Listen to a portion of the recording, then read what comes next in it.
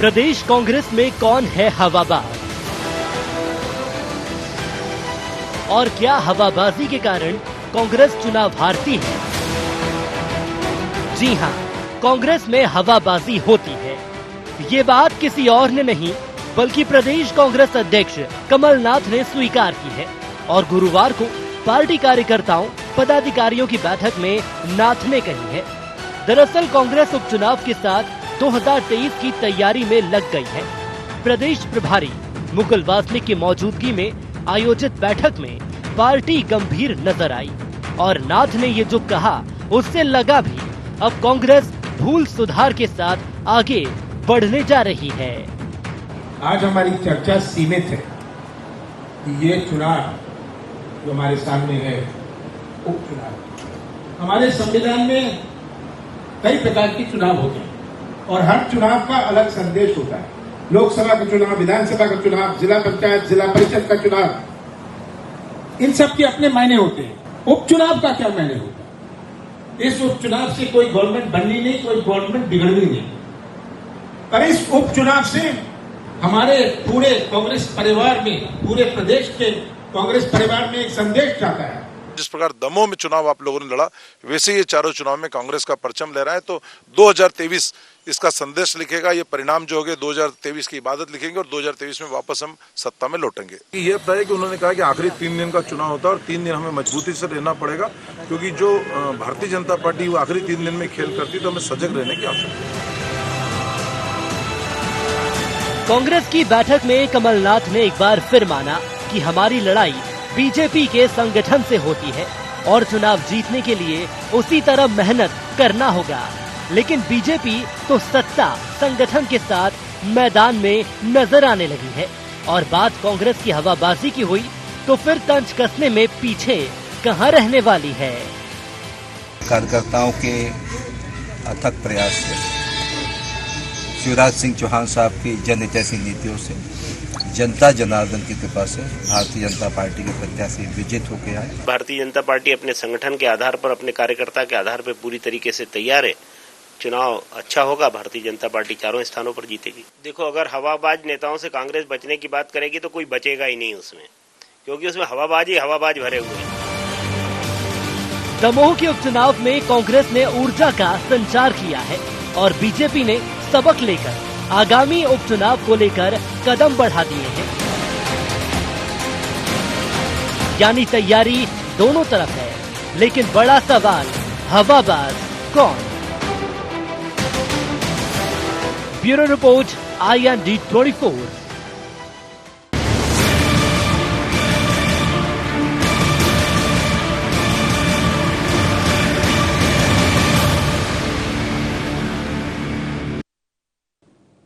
नमस्कार, IND agenda हवाबाज कौन में आपका स्वागत है। मैं हूं आपके साथ नवीन पुरोहित। चर्चा को विस्तार देंगे, उसके पहले IND एजेंडा के मुख्य बिंदुओं की तरफ एक निगाह डाल दें।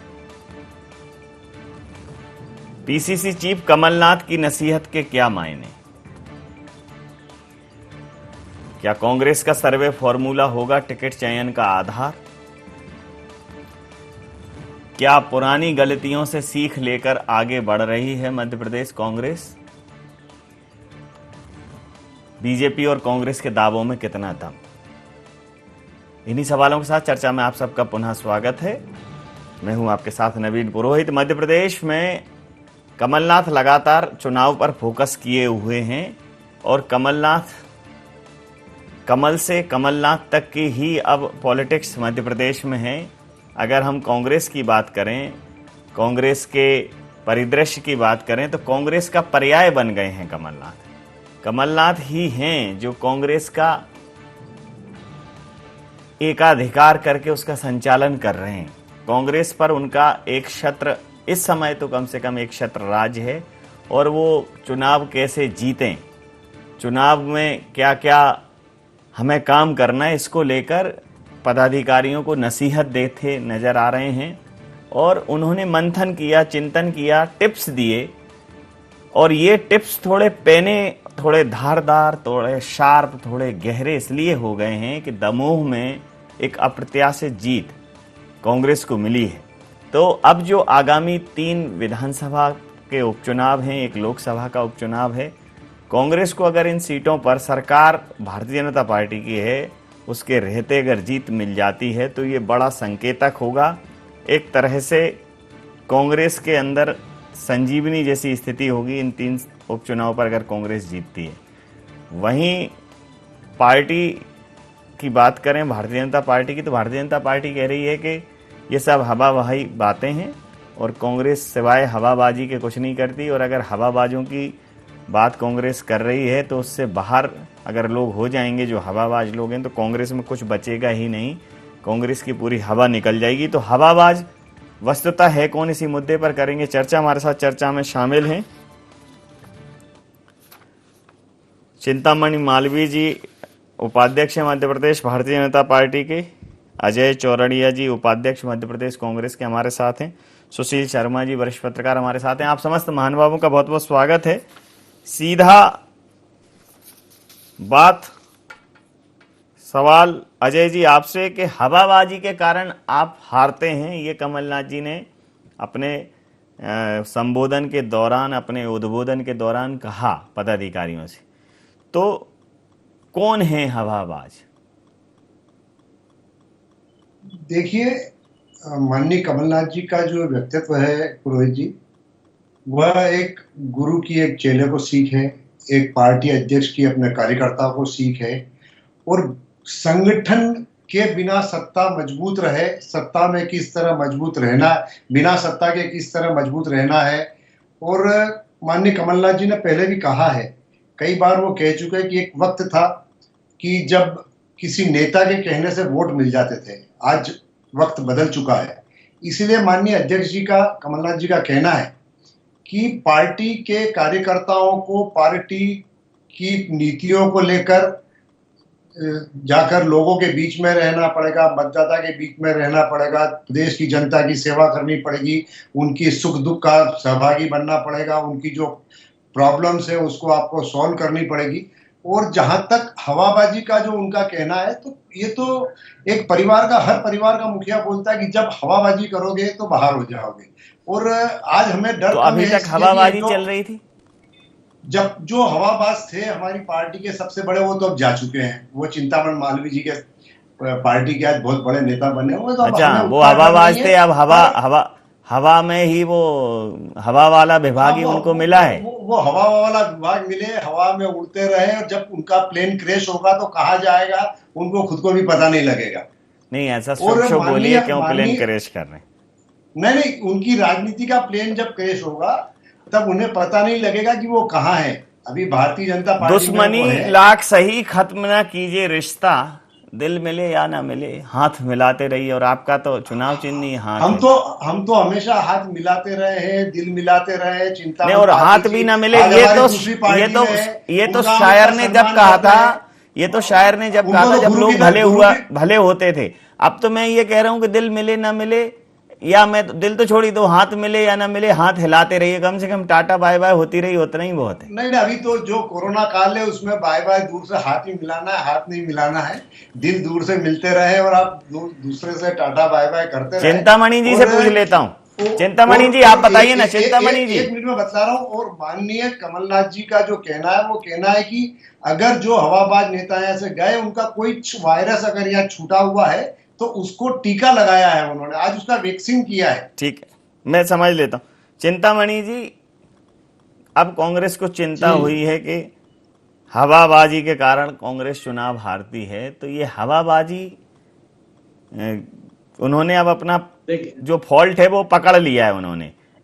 कई बार हवा निकलने से टायर पंक्चर होता है और कई बार ज्यादा भरने से बस्ट होता है। मतलब हवा का दबाव बड़ा महत्वपूर्ण है, तो हवाबाजी ज्यादा हो जाए तो नुकसान है और हवाबाजी ना हो तो भी नुकसान है।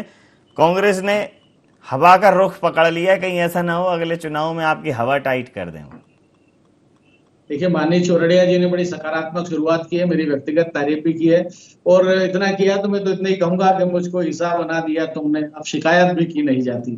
तो मैं बड़ी सकारात्मक बात बोलूंगा, कमलनाथ जी ने सही बात बोली, उन्हें सद्बुद्धि आ गई है, लेकिन सबसे पहले तो वो स्वयं पर लागू करें, क्योंकि वो स्वयं ही हवाबाज नेता है, वो सदा हवा में ही रहते हैं, तो उनको खुद की अपनी हवाबाजी से बचना होगा।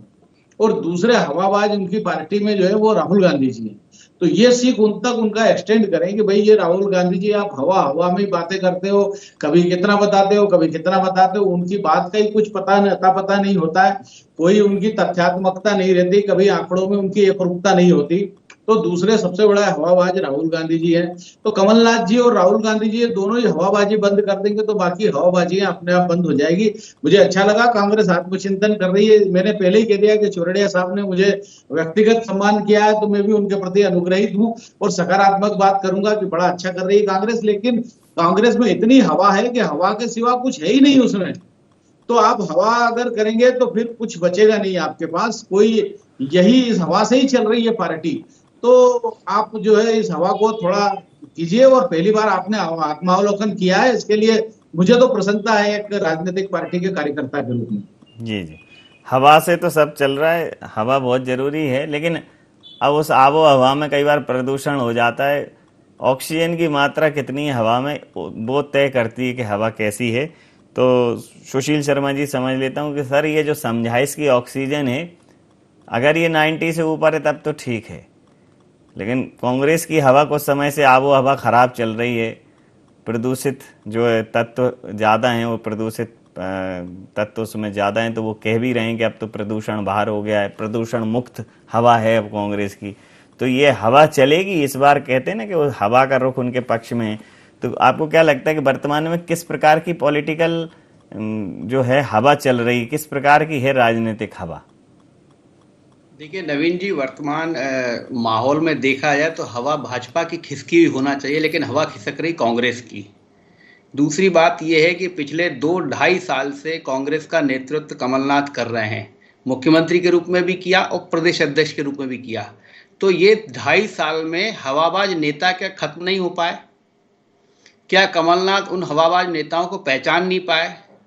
आज जब हम उपचुनाव की या कांग्रेस उपचुनाव की दहलीज पर खड़ी है, आप उन सारे नेताओं का एक तरीके से अपमान कर रहे हैं, चाहे वो छोटा नेता हो चाहे बड़ा नेता हो। आखिर आपका निशाना है किस पर, किसको हवाबाज कहना चाहते हैं? और आप जब 2018 का विधानसभा चुनाव लड़ चुके, 2019 का लोकसभा चुनाव लड़ चुके, 2 उपचुनाव आपके नेतृत्व में लड़े गए, 28 विधानसभा सीटों के उपचुनाव आपने लड़े, दमोह का उपचुनाव आप लड़े। इतने समय में क्या हवाबाज नेता, हवा खिसकाने वाले नेता, हवा भरने वाले नेता क्या आपकी पहचान में नहीं आई? ये बड़ा बहुत मुझे लगता है कि कमलनाथ जी कहीं ना कहीं कांग्रेस को जो है, कांग्रेस के नेताओं के साथ अब जो है उनका जो व्यवहार है, मुझे लगता है कि फिर वापस उसी तरफ पहुंच रहा है। और ये जो है कांग्रेस को, आप ठीक है कांग्रेस को शक्ति देने की कोशिश कर रहे हैं, लेकिन आपका जो कहने का तरीका है वो नेताओं को हर्ट कर सकता है। आप एक ऐसी मीटिंग में बोल रहे हैं जिसमें चुनिंदा नेता है, उस क्षेत्र के नेता है, और दूसरी हवाबाजी, हवा भरने की स्थिति कैसे निर्मित होती है? यानी आप लीडर कमजोर है ना। जब आप बूथ लेवल पे काम कर रहे हैं, बूथ लेवल की मॉनिटरिंग का आप कर रहे हैं, तो बूथ लेवल से रिजल्ट भी आपके हिसाब से आना चाहिए। और फिर ये भी बताया कमलनाथ जी कि दमोह में हवाबाज नेता कौन था, जहां 17,000 से कांग्रेस ने जीत दर्ज की। ये इस तरीके की ब्लेमिंग जो है, मुझे लगता है कि कांग्रेस के लिए वर्तमान परिस्थिति में, जबकि माहौल महंगाई और तमाम को देखते हुए कांग्रेस के पक्ष में जा सकता है, लेकिन अगर कार्यकर्ताओं के साथ इस तरह के लफ्जों का इस्तेमाल करेंगे या नेताओं के साथ, तो वापस वहीं ना पहुंच जाए जहां से ये शुरू हुए थे। जी अजय जी, बात बातों में कोई बात संभल जाती है तो 1-2 लफ्ज ही दीवाना बना देते हैं, और बात बातों में कोई बात बिगड़ जाती है तो 1-2 लफ्ज ही बेगाना बना देते हैं। ये जो हवा का रुख है, इस समय उन्होंने कहा हवाबाजी न करें, ये जो नसीहत है, ये जो सख्ती है, कहीं कांग्रेस के लिए समस्या न हो जाए। ये मनोज जी, ये सॉरी अपना नवीन जी, ये सख्ती नहीं है, ये एक हिदायत है कि लोगों के बीच में रहो, लोगों की सेवा करो। बड़े बड़े हार फूल माला लेकर मंच पर चढ़ने से नहीं मतलब है, उनका बड़ा आशा है और उसका उन्होंने रिजल्ट भी देखा। आप देखिए छिंदवाड़ा किस तरह से उन्होंने इतने वर्षों तक अपना किला मजबूत करके रखा है। वो उसी कारण है कि वहाँ हवाबाजी किसी तरह की नहीं, लोगों से आत्मीय प्रेम है, लोगों की परेशानियों के, उनके दुख दर्द को बांटना, ये सारी चीजें। अगर ये मानक है, अगर ये मानक है, भाजपा का कहना है कि हार ना होना मानक है तो फिर लाहौर से डॉक्टर गोविंद सिंह हैं, उनका भी किला बहुत मजबूत है। फिर केपी सिंह है पिछोर से, कक्काजू, उनका भी किला बहुत मजबूत है। उन्हें तो कक्काजू को तो पिछले उसमें मंत्रिमंडल में नहीं लिया था, सबको मालूम है जब आपकी सरकार थी। और अभी डॉक्टर गोविंद सिंह जी का नाम नेता प्रतिपक्ष में चल रहा है तो भी हवा का रुख बदला बदला नजर आ रहा है। तो ऐसे नेता और भी हैं, मतलब कमलनाथ जी अकेले ऐसे नहीं है कि वो अभिजीत सारी चीजें तो पार्टी के बड़े नेतृत्व को करना है कि नेता प्रतिपक्ष कौन होंगे, ये चीज उनको बड़े अभी तो उस चीज की बात ही नहीं है।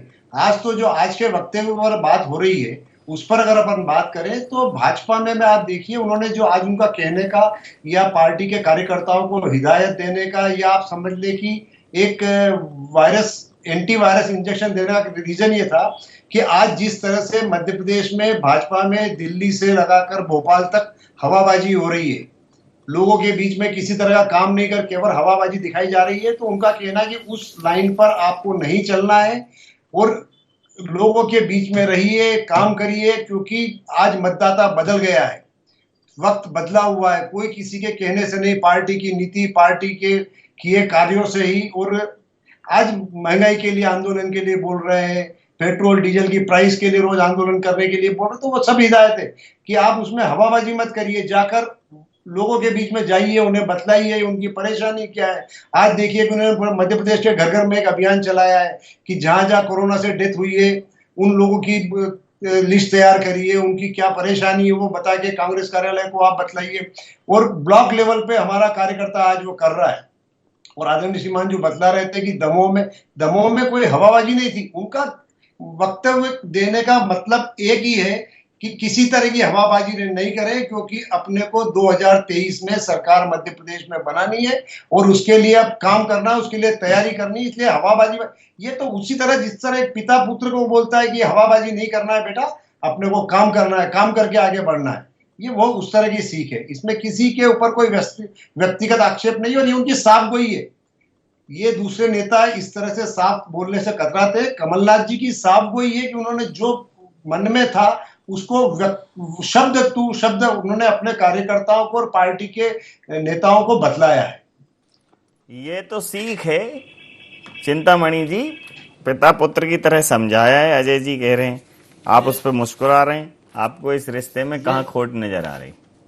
देखिए क्या है, ये तो अपराध बोध की स्वीकारोक्ति है।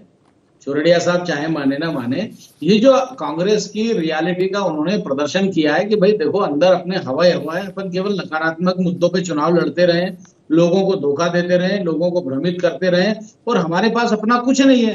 ये पहली बार ये भी चौरड़िया जी सज्जन आदमी इसलिए अच्छी बात निकाल करके लाए कि भाई सेवा करो जाओ। ये उनके नेता ने नहीं बोला, ये तो इनको लगा कि सेवा करना चाहिए, केवल हवा हवाई बातों से नहीं जीतेंगे। सेवा का भाव कांग्रेस में है नहीं, ये कभी सेवा नहीं करते, लोगों के बीच नहीं जाते, ये तो हवा हवाई नेता है और यही चलेगा पार्टी में।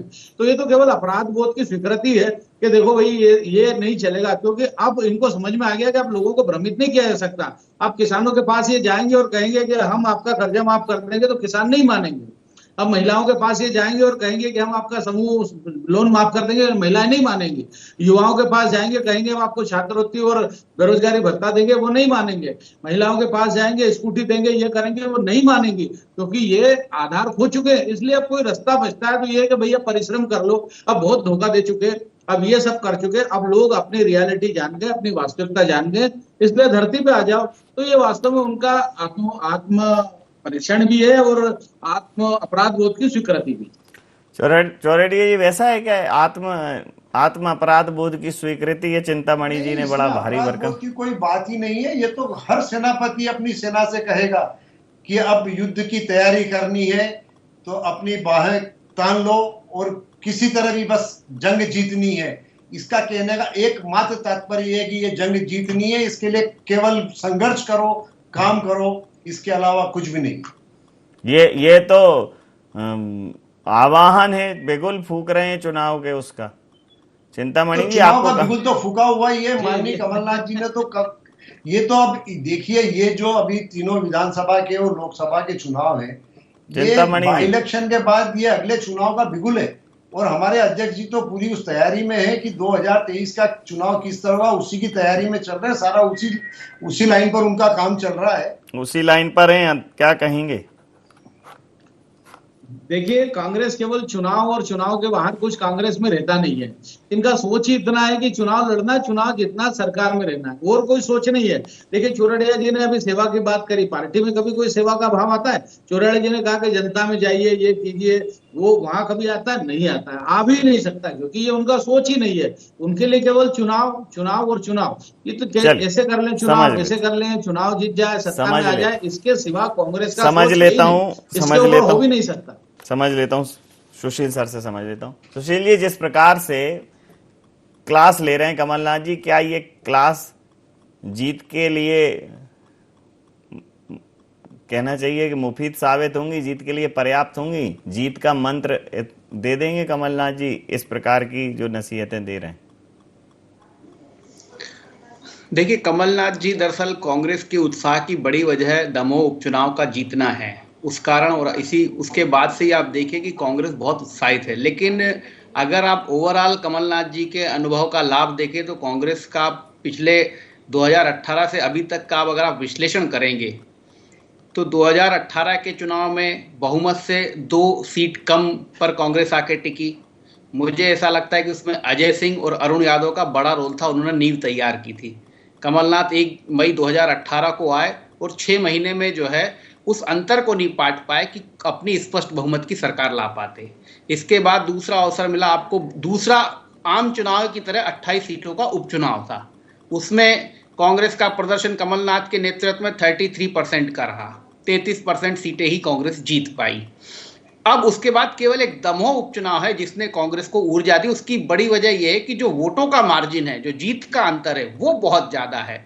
इस कारण कांग्रेस उत्साहित है और कमलनाथ उसी के आधार पे पूरी कवायद कर रहे हैं। लेकिन जिस तरीके से पिछले दिनों एक प्रेस कॉन्फ्रेंस में अरुण यादव को लेकर कमलनाथ का यह कहना कि मुझे नहीं बता, अब आप सोचिए नवीन जी, एक पूर्व प्रदेश अध्यक्ष, एक पूर्व केंद्रीय मंत्री, कांग्रेस के बड़े नेता का पुत्र और उसी क्षेत्र से 2 बार रहा सांसद, जो 3-4 महीने से तैयारी कर रहा है, अगर कमलनाथ जी को उसका ही फीडबैक नहीं है तैयारी का, वो मीडिया में ये बोल रहे, तो ये तनातनी जो है अंदर भी अभी भी चल रही है, जबकि आपका एक बड़ा नेता पार्टी छोड़कर जा चुका है। तो वो जो समन्वय है वो मुझे लगता है कमलनाथ नहीं कर पाए। दूसरा सबसे बड़ा तो उनके ऊपर ये कि वो अपनी सरकार ही नहीं बचा पाए, तो उस तरीके से देखा जाए। और दूसरा, सर्वे को लेकर भी कमलनाथ के बहुत सवाल उठे हैं। लाखन सिंह यादव ने सवाल उठाया था कि सर्वे कैसा सर्वे है जो इतने सीट हार गए, तो ये है। लेकिन दमोह के दम पर जो है कांग्रेस की पूरी उम्मीदें टिकी हुई है। और अगर वो अब भी हवाबाज नेताओं को कर, तो मुझे लगता है कि कांग्रेस के उन नेताओं के साथ, उस कर्मठ नेताओं के साथ अन्याय है जिनको आप हवाबाज अब कह रहे हैं। जी, समय सीमा के चलते मैं ये चर्चा यहाँ समाप्त करूंगा। आप समस्त महानुभावों का बहुत बहुत धन्यवाद, बहुत बहुत आभार।